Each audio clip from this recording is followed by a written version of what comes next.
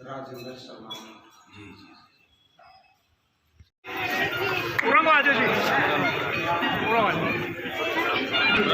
अनुराग खट्टर हमारे छोटे भाई हाथ ले लें। सब साथी आदरणीय विधायक जी को सुनने के लिए आए हैं। और उनके साथ आए अन्य सभी साथियों का अपने ग्राम पंचायत सुविधा पहुंचने पर स्वागत करता हूँ।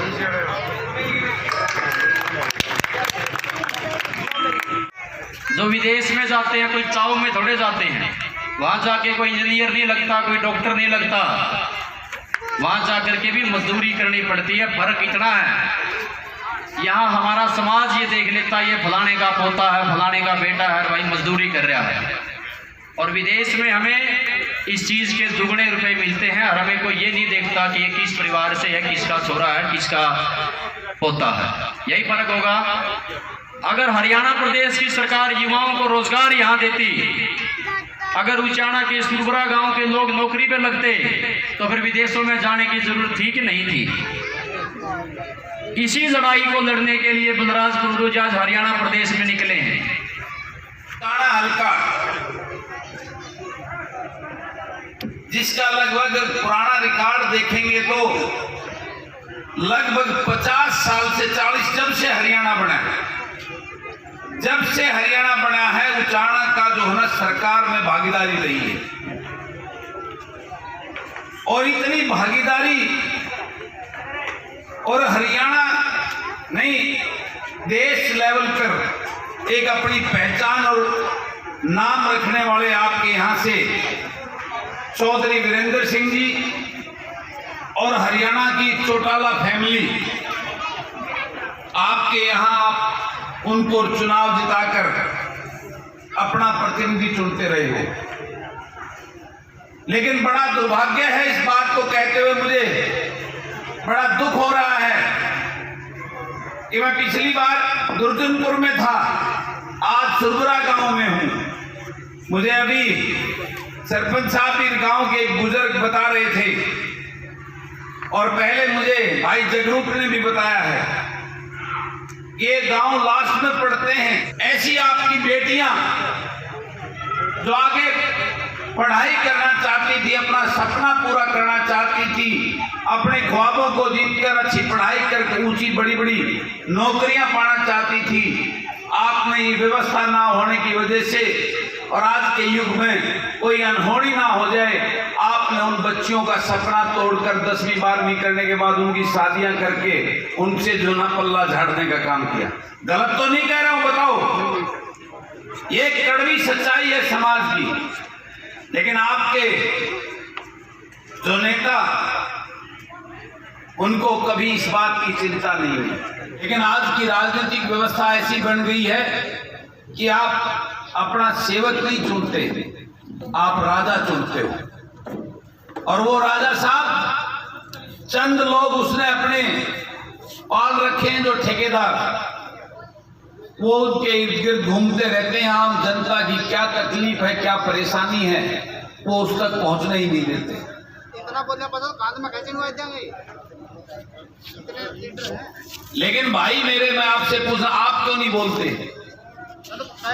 मेरे सामने आप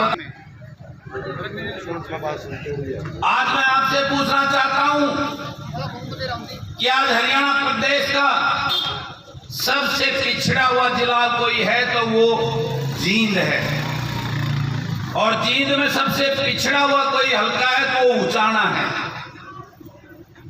और इसके सबके दोषी आप सब हो। आप नाड़ का सरिया का डंटाई तो तैयार हो जाते हो, लेकिन न्यू ना देखते जिसका सरिया काट हो वो दूसरा जो सा लान लाग रहे उसका इसलिए मोटा पावत है, उस बात की चिंता नहीं करते। आप उन लूट और झूठ की दुकान चलाने वाले लोगों को लेकर आप उनके घर भरने के लिए, उनके महल खड़े करने के लिए उनको राज में बिठा राजकाज दे देते हो।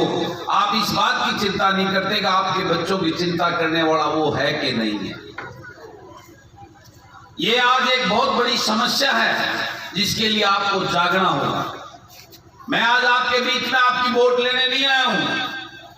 मैंने उचाना से चुनाव नहीं लड़ना है, मैं तो महम से चुनाव लड़ूंगा।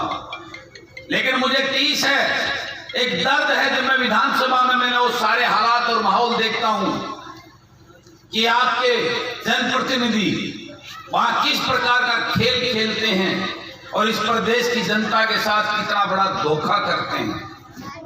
और मैं वहां आपकी आवाज उठाता हूं, चाहे किसान की बात हो, युवाओं की बात हो, कर्मचारी व्यापारी की बात हो, सरपंच की बात हो, मैं सबकी आवाज उठाता हूं, लेकिन अकेला पड़ जाता हूं। मैं इस दर्द को लेकर इस हरियाणा प्रदेश में निकला। पिछले दिनों मैंने यात्रा निकाली इस प्रदेश के लोगों को जगाने के लिए। अब मैं अनेकों विधानसभा में जा रहा हूं, गांव गांव, सिर्फ इस उद्देश्य को लेकर कि है भोले लोगों, कब तक आप इसी प्रकार से लूटते रहोगे? कब तक इनके लुभावने बातों में आकर अपने बच्चों के भविष्य के साथ खिलवाड़ करते रहोगे? आज आपको अपने बच्चों की चिंता करने की जरूरत है। यो हरियाणा प्रदेश बेरोजगारी में नंबर 1 हो गया है, किसी को चिंता नहीं है आपके बच्चों की। आज ये हरियाणा प्रदेश का किसान मजदूर बदहाल और बुरा हाल है उसका, वहां कोई चिंता नहीं करता। उस विधानसभा में आपके बारे में कोई बात नहीं होती। आज प्रदेश भ्रष्टाचार में नंबर 1 हो गया है। आज प्रदेश का हर वर्ग अपने आप को ठगा हुआ और लुटा हुआ महसूस कर रहा है। उस दर्द को मैंने देखा तो मैं क्या शायद मैं लोगों के बीच में जाकर इन लूट और झूठ के लोगों की असलियत आपको बता सकूं। ये राजघरानों की राजनीति जो अपने बेटों को 4-4, 5-5 पीढ़ी होगी, 3-3, 4-4 पीढ़ियों से ये बढ़ते आ रहे हैं निरंतर, और आप इनको वोट दे देते हो इनके दादा के नाम पर, इनके बाप के नाम पर। ये राजघरानों को आपने इतना बड़ा रजवाड़ा बना दिया। आप पिछले इतिहास में जाके देखो, इनके दादा परदादा के पास कितनी जमीन थी। आज ये इतनी बड़ी विरासतें इनके पास हैं, हजारों करोड़ के महलों में रहते हैं, कई विदेशों में बड़े बड़े होटल, पता नहीं क्या क्या अनाप शनाप संपत्तियां इकट्ठी कर ली। कहां से आया इनके पास ये धन? पूछो जरा इनसे कौन सा बिजनेस करते हैं। ये आपको लूट कर, इस प्रदेश को लूट कर इन्होंने अपने घरों को भरने का काम किया है। इस बात के लिए आपको जागना होगा, सावधान होना पड़ेगा। आपको मैं इसलिए कहने आया हूं कि आपके बच्चों का भविष्य अंधकार में है। जिस प्रकार से हमारे यहां बिहारी आते हैं रोजी रोटी के लिए, यहां हमारे धान लगाने के लिए, आज मजबूर होकर हमारे बच्चे विदेशों में जा रहे हैं, वहां मजदूरी करते हैं। जिस प्रकार आज हम वहां को कहते हैं बिहारी आ रहे हैं, वह प्योद भी लावेंगे, दाना ने काटे भी गेर, ईखने भी छोलेंगे, रुड़े गेर के भी आएंगे। ऐसे ही वहां विदेशों में ये कहते हैं वो इंडियन आएंगे, वो हमारे खेतों में काम करेंगे, हमारे टमाटर तोड़ेंगे, हमारे और काम करेंगे। ये सच्चाई है। और ये राजघराने, आप बताओ किसी किसान के, उसके किसी ऐसे दबंग पढ़े लिखे युवा को किसी राजघराने ने, किसी पार्टी के बड़े नेता ने आगे बढ़ाया हो तो ये उनको टिकट देते हैं जो इनके गुलाम होते हैं, जो इनको भगवान मानते हैं, जिसकी आरती करता हो जो इनकी, उनको टिकट देते हैं जो सिर्फ इनके जिंदाबाद करते रहे, इनके नारे लगाता रहे। ये आपके सामने बैठे आपका बेटा, आपका भाई अनुराग खट्टर, ये अच्छा दबंग पढ़ा लिखा लड़का था, इसको रोक दिया, वहां पे जिला परिषद में हरा दिया। अब ये वहां पे वो गलत उसमें आ गया तो उसको इसको इसलिए आगे नहीं बढ़ रहे, उसको खत्म नहीं कर रहे, उस जिला परिषद के मामले को, उसको दोबारा चुनाव नहीं करा रहे, क्योंकि ये बन गया तो ये कल को आगे चुनाव लड़के उनके सामने ना खड़ा हो जाए किसान का बेटा। तो ये ऐसे लोग हैं कि किसान मजदूर के आम घर में पैदा हुए किसी पढ़े लिखे युवा को आगे नहीं बढ़ने देंगे, क्योंकि वो युवा अगर विधानसभा में चला गया, जैसे बलराज कुंडू आप सबकी आवाज उठाता है, वो भी वहां उठाने लगेगा, तुम्हारी दुकानें बंद हो जाएंगी। तो मैं आपको यही कहने आया हूं कि ऐ जागो है भोले लोगों, चौधरी छोटूराम को, बाबा साहेब अम्बेडकर को हम अपना मार्गदर्शन मानते हैं, भगवान मानते हैं। उन्होंने क्या बोला है? उन्होंने यही बोला कि अपने को पहचानो, कौन आपका अपना है। एजुकेशन, शिक्षा में अपने बच्चों को आगे ले जाओ और बोलना सीख लो और दुश्मन को पहचान लो, तभी आपका जो है ना बच्चों का भविष्य सुधर सकता है, आप खुशहाल हो सकते हो। लेकिन हम इस लूट और झूठ की राजनीति करने वाले इन नेताओं को, इन राजकुमारों की बातों में, जैसे आपके सामने उदाहरण है, भाजपा को जमुना पार भेजने के नाम पर आपकी वोट लूट ले गए राजकुमार। भाजपा को जमुना पार भेजने के नाम पे दी होगी ना वोट, और जाकर उसी की गोदी में बैठकर अब आपका खून चूस कर इस हरियाणा प्रदेश को लूट रहा है। कितने मोटे पैसे, उसने आपके बच्चों की चिंता नहीं करी कि उनको नौकरी देनी है, कोई ऐसा विभाग लेता। उसने तो एक्साइज डिपार्टमेंट लिया, ठाट कर दिए थारे बड़का के नरे दारू के ठेके खोल दिए और मोटा पैसा कमाया शराब घोटाले कर करके। एक्साइज डिपार्टमेंट के अलावा उसने रेवेन्यू डिपार्टमेंट लिया, रजिस्ट्री घोटाला करके मोटे पैसे कमाए। उसने सड़क का महकमा लिया, वो चाहता तो हजारों बच्चों के, आपके बच्चों को ठेकेदारी में दे, लाइसेंस बनवा के रोड़ा के काम देकर उसको आगे उनकी जिंदगी संवार सकता था। लेकिन आपके बच्चों को ठेके नहीं दिए, 10-10% कमीशन लेकर वो सारे टेंडर बेच दिए। पंचायत महकमे में चाहता तो हजारों बच्चों को ठेकेदार बना देता, गली के नाली के काम देकर उनको टेंडर देता, लेकिन नहीं, वह दुकानदारी चला रखी है। सरपंचों से सरपंची इसको पावर इसलिए खींच ली कि पहले सरपंच काम कराया करते, मंत्रियां नहीं पूछा करते, सारे सौदे आपने काबू में ले लिए, अब कोई नहीं मारत नारा कमीशन कोई नहीं खाऊगा। हर चीज के अंदर इन्होंने, आज कलरक सड़कों में बैठा, कर्मचारी सड़कों पे बैठे हैं, व्यापारी सड़कों पे बैठे हैं, आज मनरेगा वाले सड़कों पे बैठे हैं, आंगनवाड़ी वाले सड़कों पे बैठे हैं, आज मास्टर सड़कों पे बैठे हैं। ना स्कूल में मास्टर है, ना अस्पताल में डॉक्टर हैं। क्या होगा इस प्रदेश का? आप सबको इस बात की चिंता करनी होगी और आपको अपने बच्चों की चिंता करते हुए अपने ऐसे प्रतिनिधि चुनने होंगे जो आपका अपना बेटा हो, जो आपके नजदीक में ही रहता हो, जरूरत पड़े तो जब आधे घंटे 20 मिनट में उसका घर बाद पहुंच गए, उसकी घंटी बजा दो, मैं उठ विधायक जी, मैंने यहाँ तकलीफ आ गई, मेरी समस्या हल कर। आज कितना बड़ा दुर्भाग्य है, आपको अपने नेताओं से मिलने के लिए या तो चंडीगढ़ जाना पड़ता है या दिल्ली जाना पड़ता है, 10,000 रुपए का तो तेल लग जाता है। लग है कि गलत कहूं ठीक हूं, लेकिन इस बात को आप सोच नहीं रहे, आप अपने स्वार्थ में, क्योंकि आज ऐसी हालात पैदा हो गई हैं, इस लोभ में, लालच में लगे रहते हैं, मेरा को छोर लवा देगा।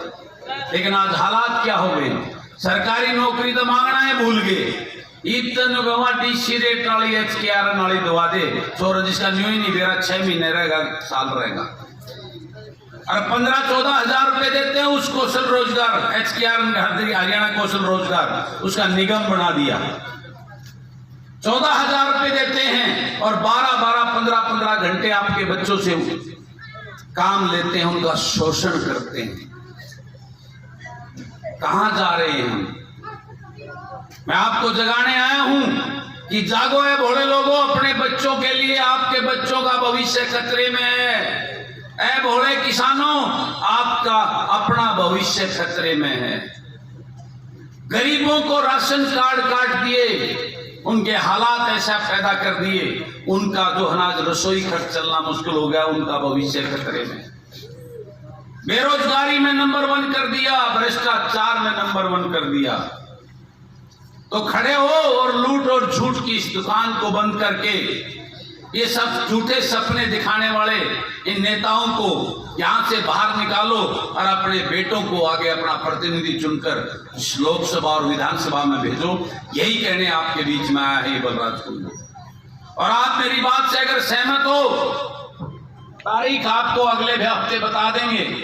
अगले महीने आखिर तक मैं चीन के अंदर एक रैली करने जा रहा हूं और एक पार्टी की घोषणा, जो आपकी पार्टी होगी, आपके बेटों की पार्टी होगी, वो पार्टी आपके लिए होगी, जो सिर्फ आपके लिए लड़ेगी, लूटने के लिए इस प्रदेश को नहीं, जो युवाओं को नौकरी देने के लिए, किसान को उसकी खुशहाली देने के लिए, गरीब को उसका हक देने के लिए, जो इस प्रदेश को विकास के प्रगति पर ले जाने, गति करने के लिए, ऐसे एक दल की मैं घोषणा करने जा रहा हूं। अगर आप मेरी बातों में, आपको लगे कि मेरी बातें सच्चाई हैं, तो आकर मेरा साथ देना, उस रैली में आकर उसकी शोभा बढ़ाना और मेरा हौसला बढ़ाना। मैं आगे बढ़कर इस लूट और झूठ के राजघरानों के साथ लड़कर इस प्रदेश को बचाने का काम कर सकूं।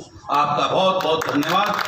मेरे मुख से कोई गलत बात निकली हो तो मुझे माफ करना, लेकिन आपको वादा करता हूं, आप एक बार अपने सबको देख लिया, एक बार मुझ जैसे अपने बेटों को आगे बढ़ाकर देखना। आपको कभी आपकी बेटियों को कॉलेज जाने के लिए या आपको उचाना शहर तहसील कचहरी में जाने के लिए कभी तकलीफ पाने की जरूरत नहीं होगी। यहाँ हम हाईवे की तरफ बसें चलेंगी आपके लिए और आपकी बेटी को। ये वादा करता हूँ, आपको कभी इस बात के लिए नहीं कहना पड़ेगा कि आपके क्षेत्र में पानी भर गया है और आपकी कोई शुद्ध बुद्ध लेने वाला नहीं है।